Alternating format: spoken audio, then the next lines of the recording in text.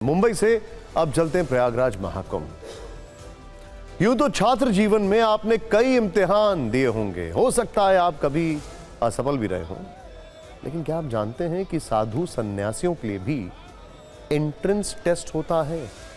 जरा ध्यान से देखिएगा ये, और वो भी सामान्य छात्रों की तरह पास और फेल होते हैं। बड़ी इंटरेस्टिंग रिपोर्ट आपके सामने हम लेकर आए। ये चौंकाने वाली जानकारी महाकुंभ से आई है। वैसे तो आईआईटी परीक्षा को दुनिया का सबसे कड़ा एग्जामिनेशन माना जाता है। 2024 में जीई एडवांस के लिए 1,80,200 छात्रों ने इम्तिहान दिया, लेकिन पास सिर्फ 48,248 ही हुए, यानी केवल 27% छात्र ही आईआईटी में दाखिल के लिए काबिल पाए गए। जैसे आईआईटी में इंजीनियर बनाए जाते हैं, वैसे ही महाकुंभ में अभी महामंडलेश्वर और नागा सन्यासी बनाए जा रहे हैं। महाकुंभ में आईआईटी जी की तरह एसईई यानी साधु संत एंट्रेंस एग्जाम चल रहा है। मतलब इसके लिए अभ्यर्थी को एंट्रेंस टेस्ट से गुजरना होता है। वहां शिक्षा बोर्ड की जगह अखाड़े होते हैं। पास और फेल के लिए कुछ कसौटियां तय की गई हैं। उस आधार पर लेटेस्ट अपडेट ये है, अब ध्यान से देखिए। महामंडलेश्वर पद के आवेदकों में 12 और नागा सन्यासियों के लिए 92 अभ्यर्थी फेल हो गए। जूना, आवाहन, निरंजनी और बड़ा उदासीन अखाड़े ने ऐसे लोगों को पदवी देने से मना कर दिया। जांच में इनकी छवि धर्म और परंपरा के विपरीत मिली है। कुछ लोगों की शैक्षिक योग्यता भी गलत पाई गई है। मकर संक्रांति के बाद से अब तक 13 अखाड़ों से 30 महामंडलेश्वर और 3500 से ज्यादा नागा सन्यासी बनाए जा चुके हैं। अखाड़ों में पद और सन्यास देने से पहले संबंधित व्यक्ति और संत के आवेदन पर 3 स्तरीय जांच होती है। जो पहले से सन्यासी होता है उसे महामंडलेश्वर की पदवी दी जाती है। वहीं विकृत जीवन का संकल्प लेने वालों को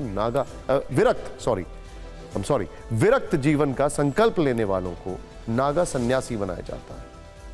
अब आते हैं उस सवाल पर कि महामंडलेश्वर या नागा सन्यासी बनने से पहले व्यक्ति को किन कठिन परीक्षाओं से गुजरना होता है। इस एंट्रेंस टेस्ट की प्रक्रिया क्या है? महामंडलेश्वर या नागा सन्यासी, दोनों ही पदों के लिए अखाड़ों में आवेदन लिया जाता है। आवेदक अपना जन्म स्थान, सगे संबंधियों का ब्यौरा, शैक्षिक योग्यता, कोई मुकदमा है या नहीं और प्रॉपर्टी की जानकारी देते हैं। अखाड़ों के जिलेदारों के माध्यम से उनकी जांच कराई जाती है। जिलेदार अपनी रिपोर्ट अखाड़े के पंच परमेश्वर को देते हैं। पंच रिपोर्ट देखकर अपने हिसाब से जांच करते हैं। इसके बाद अखाड़े के सभापति को फाइनल रिपोर्ट दी जाती है। फाइनल रिपोर्ट मिलने के बाद सभापति कुछ महात्माओं के जरिए सभी तथ्यों का वेरिफिकेशन कराते हैं। तब जाकर नागा सन्यासी और महामंडलेश्वर की पदवी प्रदान की जाती है। अब जरा यह भी जान लेते हैं कि आवेदन की तहकीकात के दौरान किन तथ्यों पर ख्याल रखा जाता है और इसके लिए अखाड़ों ने क्या कसौटी तय की है। महामंडलेश्वर या नागा सन्यासी के लिए मिले आवेदन पर जांच प्रक्रिया 6 महीने पहले ही आरंभ हो जाती है। पड़ताल में इस बात का ध्यान रखा जाता है कि आवेदक की शैक्षिक योग्यता क्या है, अंक पत्र और प्रमाण पत्र सही है अथवा नहीं, पूर्व के जीवन में किन किन लोगों से संबंध थे, किसी गलत व्यक्ति से संपर्क तो नहीं, यौन उत्पीड़न, जमीन कब्जा या धोखाधड़ी जैसे आरोप तो नहीं लगे, सनातन धर्म के प्रति समर्पण है अथवा नहीं। पुख्ता तौर पर जब ये जानकारियां पुष्ट हो जाती हैं, तब जाकर कोई आवेदक अखाड़े के अंदर प्रवेश का पात्र माना जाता है। जानकारी के मुताबिक इस बार कुंभ मेले में महामंडलेश्वर पद के लिए निरंजनी अखाड़े में 6, जूना अखाड़े में 4 और आवाहन अखाड़े को 2 संतों के बारे में दिए गए तथ्य गलत पाए गए। इसीलिए उन्हें महामंडलेश्वर की उपाधि नहीं दी गई। जितने भी महामंडलेश्वर है सभी विद्वान हैं। उनकी जो एजुकेशनल क्वालिफिकेशन मिनिमम आचार्य होनी चाहिए। उनके पास तीनों बल होने चाहिए, धन बल, जन बल, तन बल। जब हम मृत्यु को प्राप्त हो जाएंगे हम भूत प्रेत पिशाच ना बने, इसीलिए हमारा विजय हवन संस्कार किया जाता है, हमारा पिंडदान किया जाता है। जो महात्मा है अभी जिसका मन पक्का न हो कि मैं सन्यासी रहूं, वो जल्दी से विजय हवन नहीं कराता है, और जिसके मन में ये इच्छा हो मुझे घर वापस जाना है, वो जल्दी से विजय हवन संस्कार नहीं कराता है। इस बार अद्भुत महाकुंभ की विहंगम तस्वीरें दुनिया भर में वायरल है। सोचिए, इतना बड़ा आयोजन और उसको ऑर्गेनाइज कैसे किया गया। जमीन पर लोग कैमरे से बहुत सारे रंग बिरंगी तस्वीरें ले रहे हैं, रील और वीडियो बना रहे हैं, लेकिन आसमान से महाकुंभ कैसा दिखता है, क्या फर्क नजर आ रहा है। ये तस्वीरें भी आ गई हैं। इसरो ने, ओहो, ये देखिए जरा, उपग्रहों से ली गई टेंट सिटी और संगम की पुरानी और नई तस्वीरें जारी की हैं। ध्यान से देखिए आप जरा। पहले ये 3 फोटो देखिए, एक 6 अप्रैल 2024, दूसरी जो है वो 22 अप्रैल 2024 की है, और तीसरी तस्वीर दूसरी जो है वो 22 दिसंबर 2024 की है, और तीसरी 10 जनवरी 2025, यानी जब महाकुंभ शुरू होने वाला था।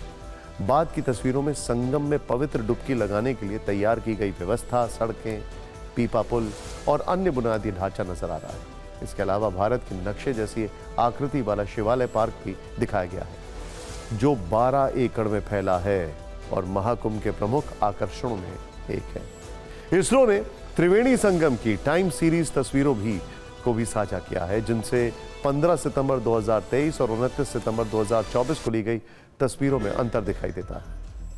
पुरानी तस्वीर में संगम के पास वैसा इंफ्रास्ट्रक्चर नहीं दिख रहा है जैसा कि कुंभ की तैयारी के दौरान दिखा। इसमें पंटून ब्रिज, पार्किंग और मेडिकल फैसिलिटी और टेंट सिटी दिख रही है।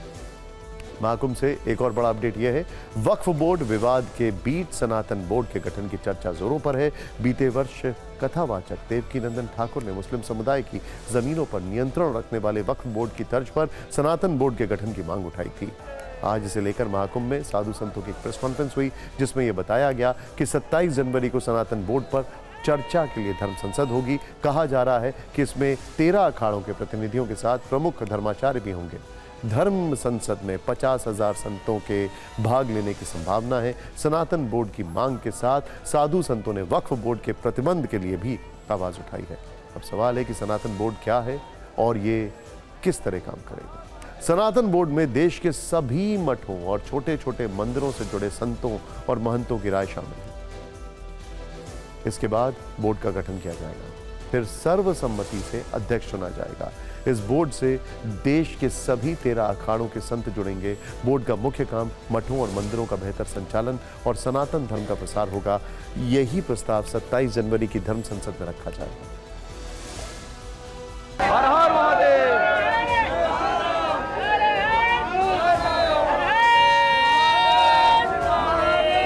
27 जनवरी को धर्म संसद होगी और उसमें सनातन बोर्ड का घोषणा होगा।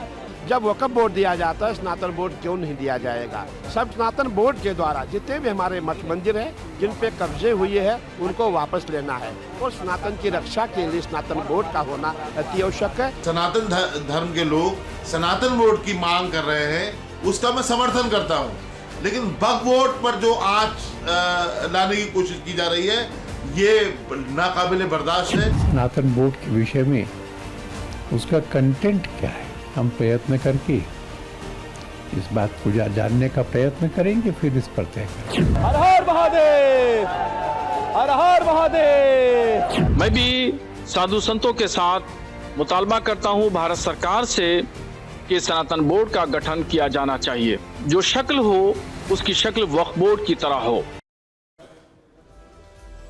बीते साल देवकीनंदन ठाकुर ने तिरुपति के प्रसाद में मिलावट सामने आने के बाद इस बोर्ड की मांग उठाई थी। इसी में उन्होंने ऐसे मंदिरों को सरकारी नियंत्रण से मुक्त किए जाने और सनातन बोर्ड के अधीन किए जाने की मांग उठाई थी। इसी के बाद सनातन बोर्ड के गठन का मामला चर्चा में आया। उस वक्त हमारे स्पेशल शो एंड 5 एडिटर्स में भी उन्होंने इस पर खुलकर अपनी राय रखी। ये कहते हैं कि वक्फ बोर्ड मनमानी करता है, प्रॉपर्टी डीलर की तरह काम करता है, तो आप खुद वैसा क्यों बनना चाहते हैं? ये जो सनातन बोर्ड का आप जिक्र कर रहे हैं, आप खुद वैसा क्यों बनना चाहते हैं? हम सनातन बोर्ड ऐसा चाहते हैं जिस सनातन बोर्ड में हम अपने मंदिर की व्यवस्था, पूजा स्थल और तीर्थों की सुरक्षा कर सके। अगर सनातन बोर्ड बनेगा उसमें सारे मंदिर देवालय आएंगे। उस धन का सदुपयोग ये होगा कि हम लोग गुरुकुलम बनाएंगे, हम लोग हॉस्पिटल बनाएंगे, हम लोग गौशाला बनाएंगे और अपने संस्कारी बच्चों को संस्कार देंगे।